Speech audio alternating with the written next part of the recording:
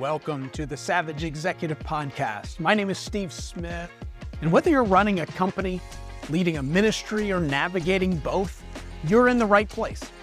Every week, we bring you practical frameworks, real stories, and biblical wisdom for your leadership. This is wisdom for the weight that you carry. Let's get into it today. 3,000 years ago, Solomon, the wisest and wealthiest man of his time, he wrote down principles for success, principles that have outlasted empires, economies, and every business fad that you've ever seen. We spend thousands of dollars on business books, seminars, and consultants. We fly to conferences searching for the edge. We subscribe to newsletters from people who built one successful company 15 years ago and have been talking about it ever since. And all along, some of the most battle-tested operating principles in human history have been sitting in a book most of us already own. It's Proverbs. Now, I know what some of you are thinking. Steve, I've sat through the devotional version. I really want strategy. I hear you, so let me be clear about what today is and what it isn't. Today is not a devotional. I'm not going to read you a verse and follow it with an inspirational observation. Today is a strategy session using one of the most underutilized leadership and business texts in history. I'm going to treat these Proverbs the same way that I would treat a case study from Harvard Business Review. I'm going to pull the principle, apply it to your context, and show you how leaders who use it consistently outperform those who don't. Today, we're going to look at 5 proverbs that aren't religious decoration. They are operating principles that have been road-tested across 3 millennia of human commerce, organizational leadership, and marketplace dynamics. So whether you're running a $50 million company, a $10 million ministry, or a growing nonprofit, these principles work. They work because they're true, and they're true because their source doesn't expire. So let's open the ledger together.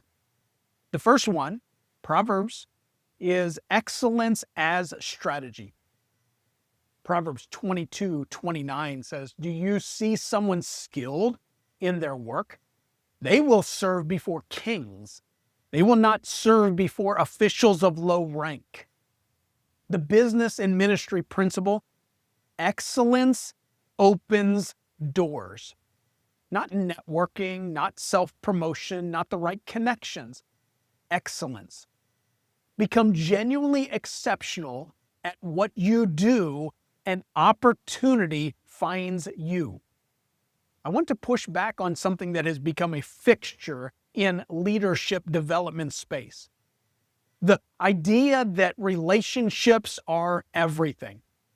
Relationships matter enormously. I'm not dismissing them. But here's the truth. Relationships built on a foundation of mediocre work are fragile.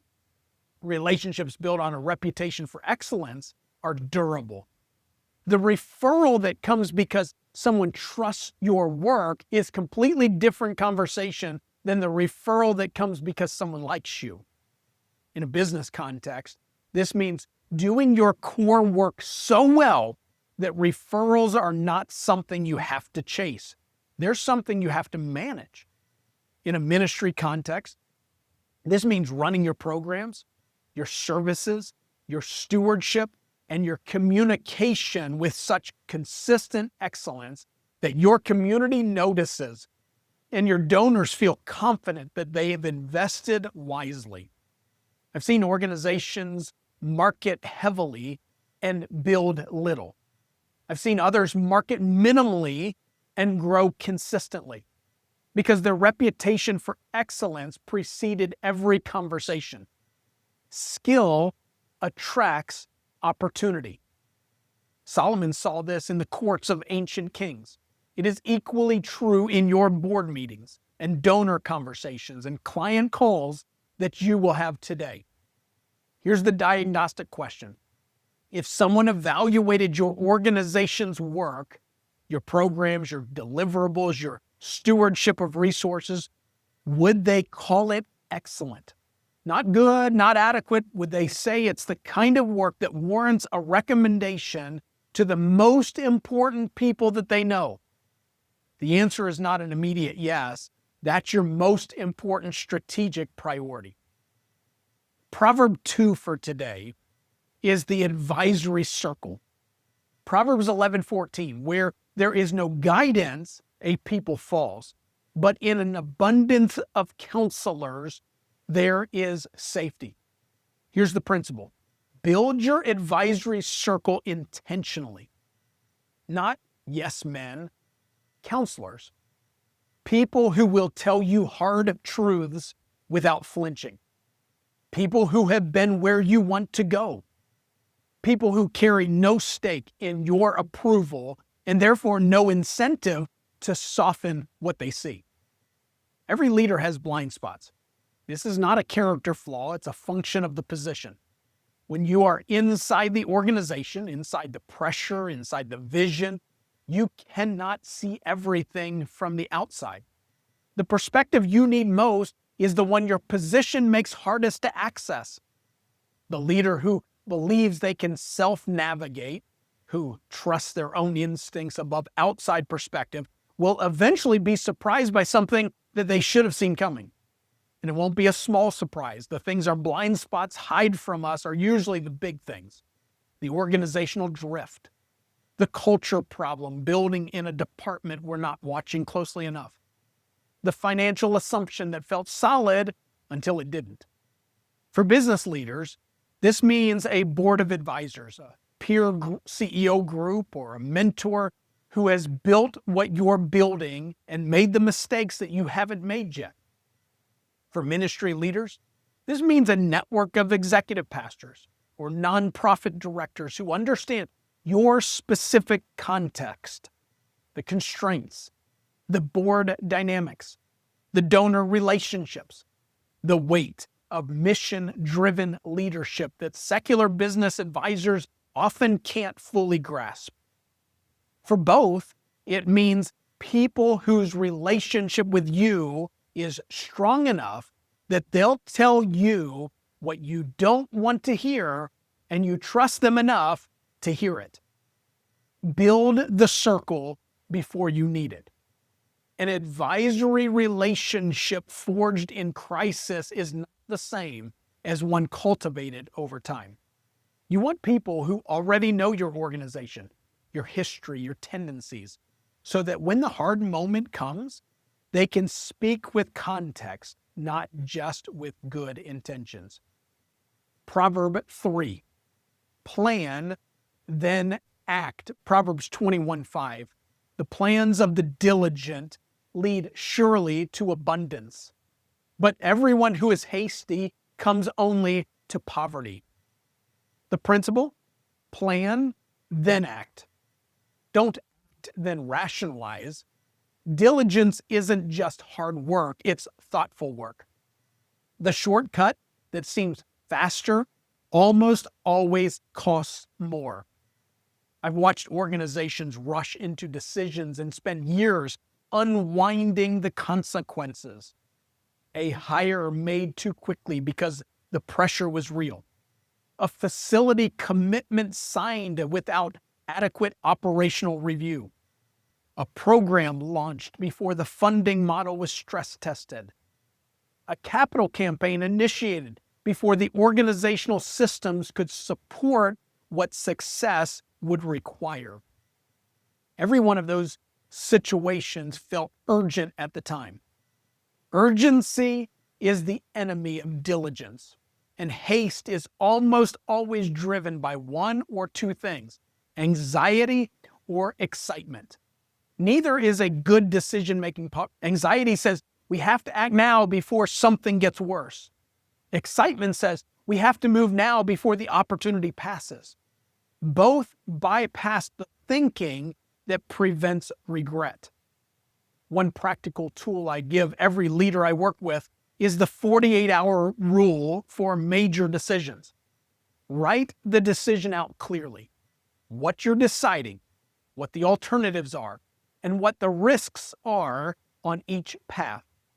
Sleep on it twice. then decide. The clarity that emerges after 2 nights is remarkable. What felt urgent and obvious on Monday often looks materially different by Wednesday. This isn't about being slow. It's about being sure. Solomon didn't say slow lead to abundance. He said the diligent do. Diligence is deliberate, structured, thoughtful action, as opposed to the reactive urgency that masquerades as momentum. Plan, then act. The abundance is in the order of operations. Proverb 4 for today. Know the game. Proverbs 20, verse 14. It's no good. It's no good, says the buyer, then goes away and boasts about the purchase. This might be my favorite proverb on the list, not just because of the content, but because of what it reveals about Solomon's worldview. He was describing negotiation 3,000 years ago in terms that could have been written yesterday. Human nature doesn't change. The game doesn't change. The players and the platforms change. The dynamics underneath them don't. The principle? Know the game that everyone plays. The buyer complains to get a better price, then brags about the deal. Don't take the complaint at face value. Read beneath the surface. This applies in business contract negotiations, vendor relationships, salary conversations, and donor dynamics. When someone says this is too expensive, they may mean it, or they may be negotiating. When a donor says the organization isn't quite ready for a major investment, they may be evaluating your readiness, or they may be waiting to be convinced that the timing is right. When a client says, we're considering other options, they may be leaving, or they may be seeking reassurance that they're your priority. The emotionally intelligent leader develops the discernment to read beneath the surface of what's being said. They don't take the bait of surface-level objections without first asking, what's actually being communicated here? What does this person need? What are they really asking? Ministry leaders, this matters especially in major donor relationships. A significant donor's hesitation is rarely just about money. It's almost always about confidence in the vision, in the leadership, in the track record of stewardship. Reading that dynamic correctly and responding to what's actually underneath the expressed concern is the difference between losing the gift and earning a long-term partner. Know the game. Understand the dynamics beneath what's spoken and respond to both the surface and the substance. Our last one, Proverb 5, reputation as capital. Proverbs 22, verse 1. A good name is more desirable than great riches. To be esteemed is better than silver or gold. The principle, the reputation compounds. Revenue fluctuates. Protect your name above your profit margin. In an era where trust is simultaneously more scarce and more valuable than it has ever been, this proverb may carry more strategic weight than any of the others. Your reputation is not a soft asset that sits separate from your business performance. It is your most durable competitive advantage. It's what survives a bad quarter, a market turndown, a leadership mistake, a difficult season. And it's the one thing an organization can never fully recover once it's been significantly damaged.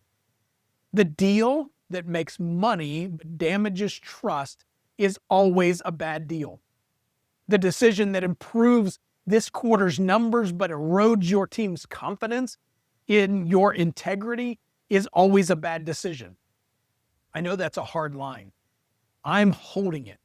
I passed on opportunities over the year because accepting them would have required compromising something I wasn't willing to compromise. Every single time the short-term cost was real. Every single time, the long-term outcome was better than the deal I walked away from. Every time. For ministry leaders, your name and the name of your organization are often indistinguishable in the communities that you serve. The church that handles a painful public situation with transparency builds trust that lasts for decades. The one that manages it with spin loses something it may never fully recover. The nonprofit that communicates honestly with donors about financial challenges, even uncomfortable ones, earns loyalty that survives difficulty. The one that obscures those challenges discovers that trust once is extraordinarily expensive to rebuild. Silver and gold fluctuate. A good name compounds. Protect it in every decision, every conversation, every commitment that you make or fail to make. Because the people watching are paying attention far more carefully than you realize. Proverbs 1:7 frames everything that we've covered today. The fear of the Lord is the beginning of knowledge, but fools despise wisdom and instruction. Wisdom begins with proper orientation, recognizing that knowledge has a source and that the wisest leadership posture is one of humility and perpetual teachability. The foolish leader believes they've arrived. The wise leader knows the learning never ends. Notice what Solomon does not say. He does not say the fear of the Lord is the end of knowledge. It's the beginning, the foundation, the posture from which every other principle grows. That means these proverbs are not rigid rules to be applied mechanically. They are living principles to be worked with wisdom, discernment, prayer, and the awareness that the God who inspired them is still active in your business, your ministry, and your leadership. The executive who studies Proverbs and applies them with the Holy Spirit's guidance has an advantage that no MBA program can replicate. Not because they have access to secret information, but because they're drawing from a source that doesn't run dry. Advised by a counselor who knows the outcome before the decision is made. That's not a small thing. That is everything. This week, can I encourage you, read one chapter of Proverbs per day. There are 31 chapters. It's perfect for a month. But start with this week with just 7. As you read, keep a simple 2-column note. On the left, the principle. On the right, one specific application to your organization right now. Don't just read for inspiration, read for instruction. What does the principle mean for the decision I'm carrying today? For the relationship that I'm navigating? For the team that I'm leading? You'll be surprised how much 3,000-year-old wisdom has to say about your most current challenge. Solomon has already thought about your situation. He just wrote it down in a different century. Reading through Proverbs, coming up with a guide, 30 Proverbs with their modern leadership application, organized by business context, financial decisions, team leadership, culture, and growth is something that I did as a practice, and I would encourage you to do the same thing. Make it a practical working document, not just a devotional. And if we can talk about it through social media, or you can email me directly at steve@savageexecutive.com. And if this episode was valuable, would you take 30 seconds and leave a review? It's the most effective way to help other leaders find this show, and it takes less time than it took Solomon to write any one of these proverbs. And if you're at a point in your leadership where you need more than a weekly framework, if you need a strategic partner working alongside of you in your operations, your finances, and your organizational clarity, the executive partnership may be exactly what you need. Learn more at savageexecutive.com. Next week, we're going to talk about the Savage Advantage. 5 practices that consistently separate exceptional leaders from everyone else. That'll be episode 11. I will see you there. This is The Savage Executive. I'm Steve Smith, and I'll see you next week.